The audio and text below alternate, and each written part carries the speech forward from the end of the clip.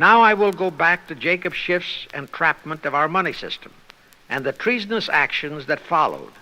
It will also reveal the Schiff-Rothschild control of not only Karl Marx, but of Lenin, Trotsky, and Stalin, who created the revolution in Russia and set up the Communist Party. It was in 1908 that Schiff decided the time had come for his seizure of our money system. His chief lieutenants in that seizure were Colonel Edward Mandell House, whose entire career was that of chief executive and courier for Schiff, as I shall show, Bernard Baruch, and Herbert Lehman. In the fall of that year, they assembled in secret conclave at the Jekyll Island Hunt Club, owned by J.P. Morgan at Jekyll Island, Georgia. Among those present were J.P. Morgan, John D. Rockefeller, Colonel House, Senator Nelson Aldrich, Schiff, Stillman and Vanderlip of the New York National City Bank, W. and J. Seligman, Eugene Meyer, Bernard Baruch, Herbert Lehman, Paul Warburg, in short, all of the international bankers in America, all of them members of the hierarchy of the Illuminati's great conspiracy. A week later, they emerged with what they called the Federal Reserve System. Senator Aldrich was the stooge who was to railroad it through Congress. But they held that railroading in abeyance for one chief reason.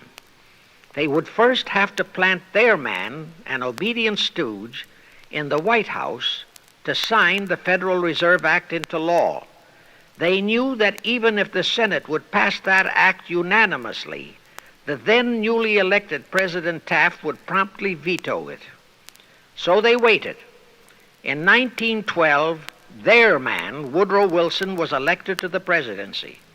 Immediately after Wilson was inaugurated, Senator Aldrich railroaded the Federal Reserve Act through both houses of Congress, and Wilson promptly signed it, and the Federal Reserve Act became law. That heinous act of treason was committed in December 23, 1913, 2 days before Christmas, when all the members of Congress, except for several carefully picked representatives and 3 equally carefully picked senators, were away from Washington. How heinously treasonous was that act? I'll tell you. Our founding fathers knew full well the power of money. They knew that whoever had that power held the destiny of our nation in his hands.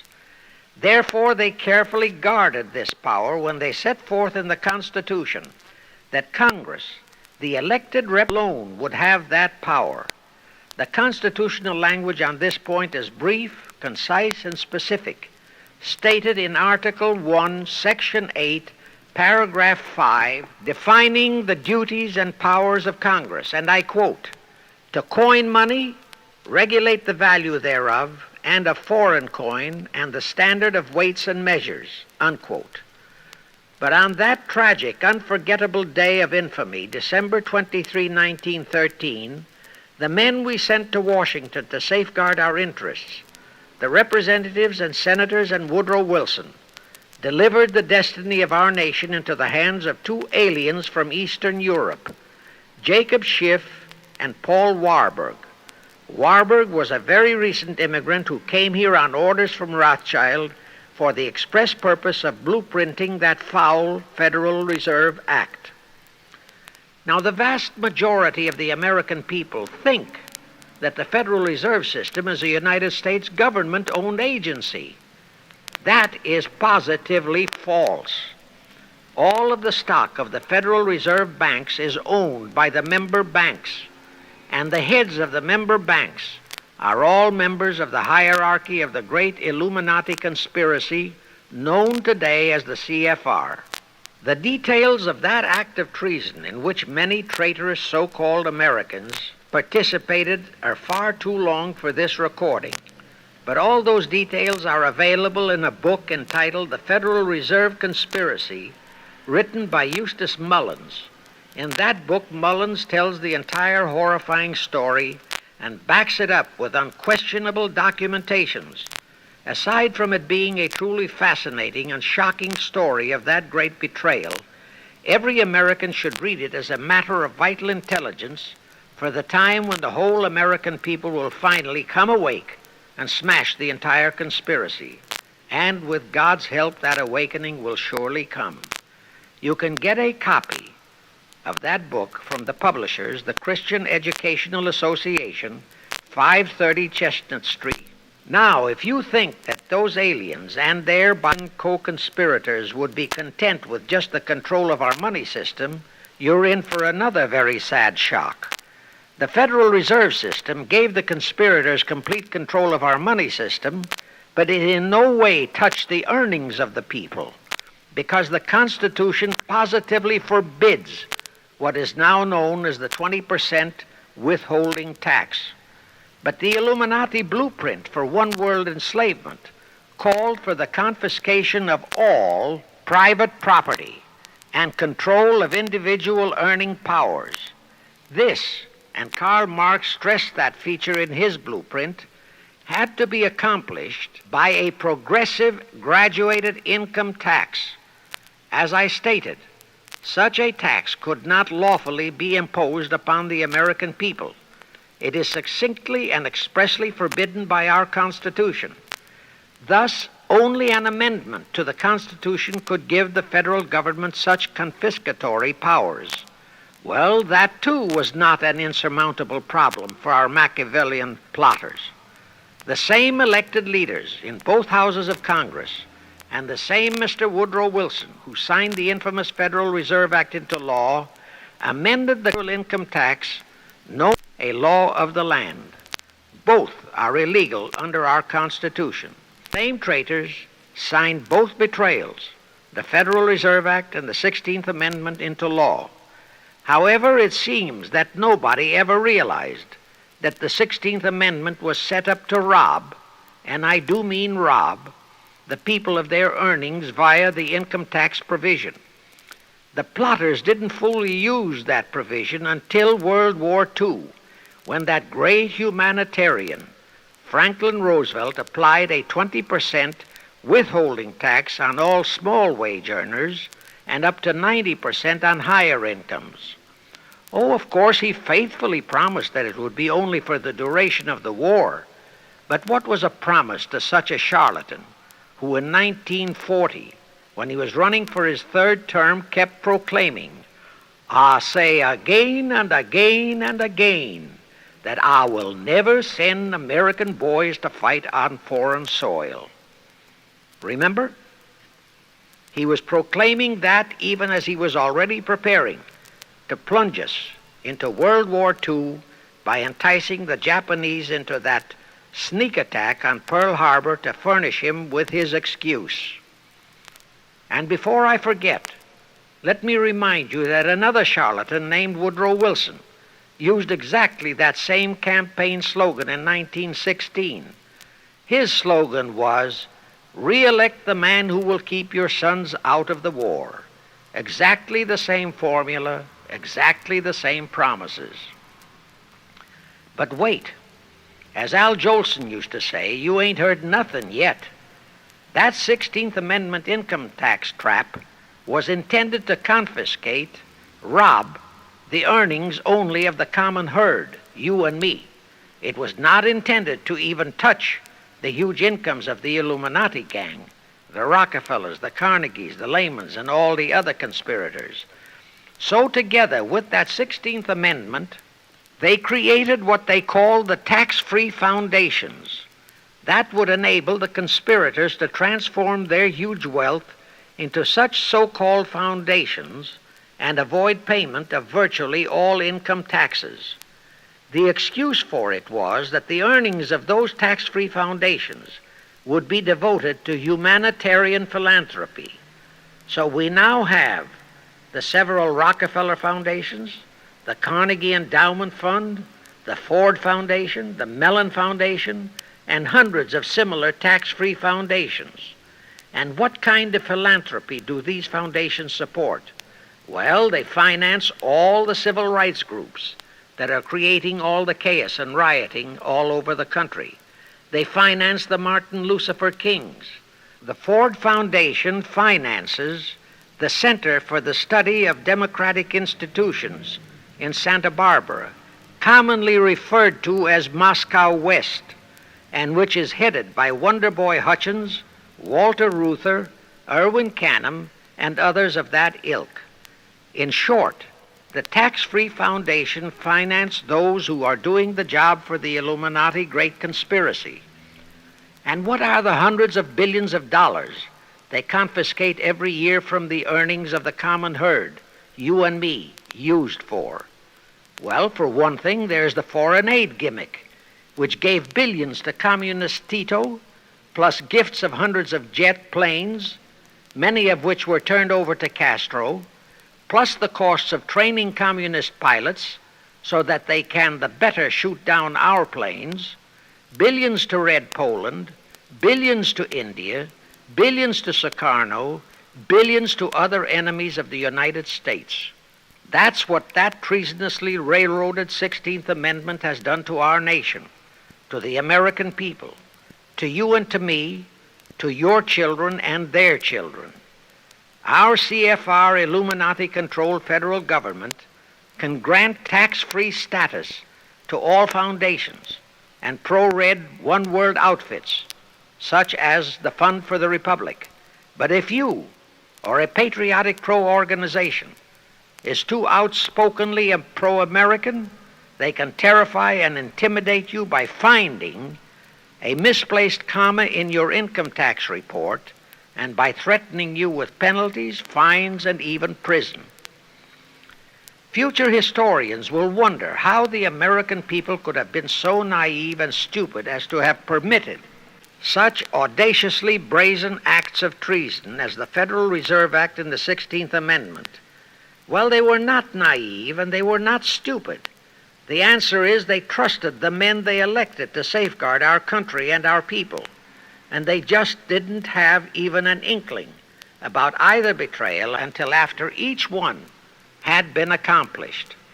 It was the Illuminati-controlled mass communications media that kept and is keeping our people naive and stupid and unaware of the treason being committed. Now the great question is, when will the people wake up and do to our traitors of today what George Washington and our founding fathers would have done to Benedict Arnold? Actually, Benedict Arnold was a petty traitor compared to our present traitors in Washington. Now let's go back to the events that followed the rape of our Constitution by the passage of the Federal Reserve Act and the 16th Amendment. With Wilson completely under their control, the masterminds of the Great Conspiracy put in motion their next and what they hoped would be their final steps to achieve their one-world government. The first of those steps was to be World War I. Why war? Simple. The only excuse for a one-world government is that it will supposedly ensure peace. The only thing that can make people cry for peace is war. War brings chaos, destruction, exhaustion, to winner as well as to loser. It brings economic ruin to both. Most important, it destroys the flower of the young manhood of both. To the saddened and heartbroken oldsters, the mothers and fathers, who are left with nothing but memories of their beloved sons, peace becomes worth any price. And that is the emotion upon which the conspirators depend for the success of their satanic plot. Throughout the 19th century, from 1814 to 1914, the world as a whole was at peace. Such wars as the Franco-Prussian, our own Civil War, the Russo-Japanese War, were what might be termed local disturbances that did not affect the rest of the world. All the great nations were prosperous, the peoples staunchly nationalistic and fiercely proud of their sovereignties. It was utterly unthinkable that the French and the German peoples would be willing to live under a one-world government, or the Turks and the Russians, or the Chinese and the Japanese. Even more unthinkable that a Kaiser Wilhelm or a Franz Joseph or a Tsar Nicholas or any monarch would willingly and meekly surrender his throne to a one-world government. But bear in mind that the peoples in all nations are the real power, and only one thing, war, could make the peoples yearn and clamor for a peace-ensuring one-world government. But it would have to be a frightful and horribly devastating war. It could not be just a local disturbing war between just two nations. It would have to be a world war. No major nation must be left untouched by the horrors and devastation of such a war. The cry for peace must be made universal. Actually, that was the format set by the Illuminati and Nathan Rothschild at the turn of the 19th century. They first maneuvered all of Europe into the Napoleonic Wars. Then the Congress in Vienna, which they, and particularly Rothschild, planned to transform into a League of Nations, which was to have been the housing for their one-world government, exactly as the present United Nations was set up to be the housing for the forthcoming, God forbid, one-world government.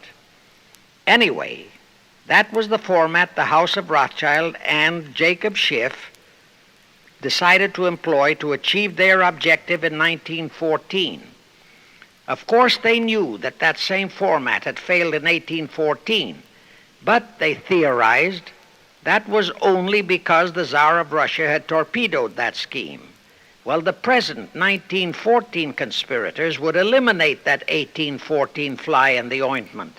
They'd make sure that after the New World War, they were conspiring, there'd be no Tsar of Russia around to throw monkey wrenches into the machinery. I won't go into how they accomplished this first step to launch a world war. History records that World War I was precipitated by a trivial incident, the kind of incident both Weishaupt and Albert Pike had incorporated in their blueprints.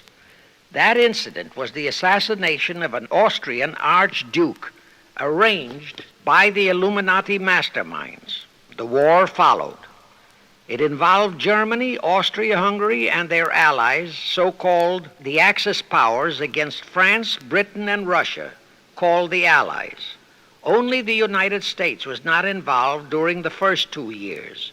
By 1917, the conspirators had achieved their primary objective. All of Europe was in a state of destitution. All the peoples were war-weary and crying for peace. And the outcome, too, was all set. It was to come as soon as the United States would be hurled in on the side of the Allies. And that was all set to happen immediately after Wilson's re-election. After that, there could be only one outcome: complete victory for the Allies.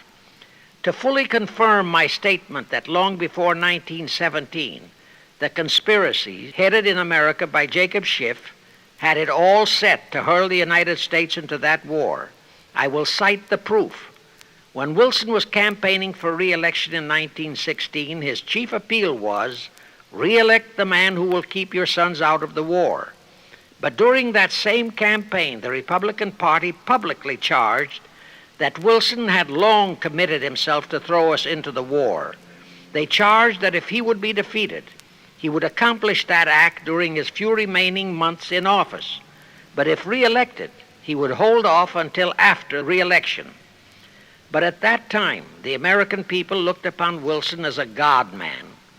Well, Wilson was re-elected, and as per the schedule of the conspirators, he hurled us into the war in 1917.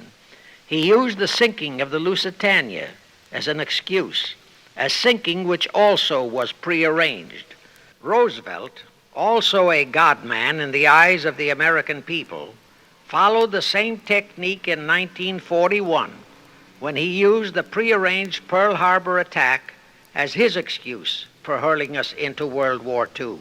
Now, exactly as the conspirators planned, victory for the Allies would eliminate all the monarchs of the defeated nations and leave all their peoples leaderless, confused, bewildered, and perfectly conditioned for the one-world government the great conspiracy intended would follow. But there still would be an obstacle, the same obstacle that had balked the Illuminati and Rothschild at that Congress in Vienna peace gathering after the Napoleonic Wars.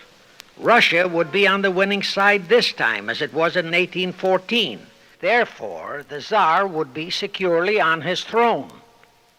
Here it is pertinent to note that Russia, under the Tsarist regime, had been the one country in which the Illuminati had never made any headway, nor had the Rothschilds ever been able to infiltrate their banking interests. Thus, a winning Tsar would be more difficult than ever to cope with. Even if he could be enticed into a so-called League of Nations, it was a foregone conclusion that he would never, but never go for a one-world government.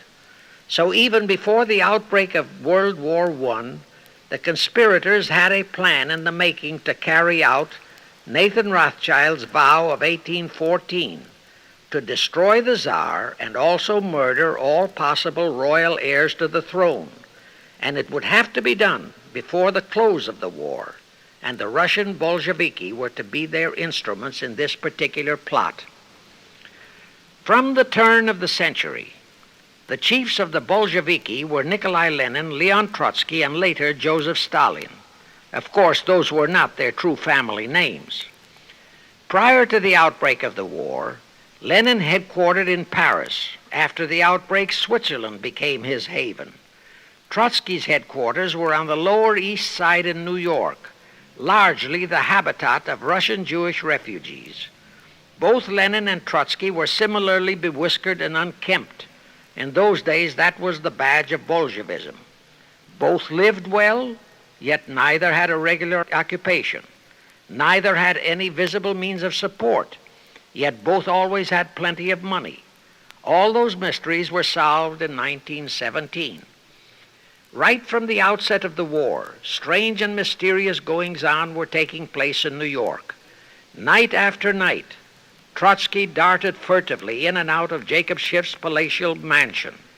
And in the dead of those same nights, there were gatherings of hoodlums of New York's Lower East Side, all of them Russian refugees, at Trotsky's headquarters, and all were going through some mysterious sort of training process. But it was all shrouded in mystery. Nobody talked, although it did leak out that Schiff was financing all of Trotsky's activities. Then suddenly Trotsky vanished. So did approximately 300 of his trained hoodlums. Actually, they were on the high seas in a Schiff-chartered ship bound for a rendezvous with Lenin and his gang in Switzerland. And on that ship was $20 million in gold. The $20 million Schiff provided to finance the Bolsheviki takeover of Russia. In anticipation of Trotsky's arrival, Lenin prepared to throw a party in his Switzerland hideaway. Men of the very highest places in the world were to be guests at that party. Among them were the mysterious Colonel Edward Mandel House, Woodrow Wilson's mentor and palsy-walsy, and more important, Schiff's special and confidential messenger. Another of the expectant guests was Warburg of the Warburg banking clan in Germany, who were financing the Kaiser, and whom the Kaiser had rewarded by making him chief of the secret police of Germany. In addition, there were the Rothschilds of London and Paris, also Litvinov, Kaganovich, Stalin, who was then head of a train and bank-robbing gang of bandits. He was known as the Jesse James of the Urals. And here I must remind that England and France were then long in war with Germany, and that on February 3, 1917, Wilson had broken off all diplomatic relations with Germany. Therefore, Warburg, Colonel House, the Rothschild, and all those others were enemies.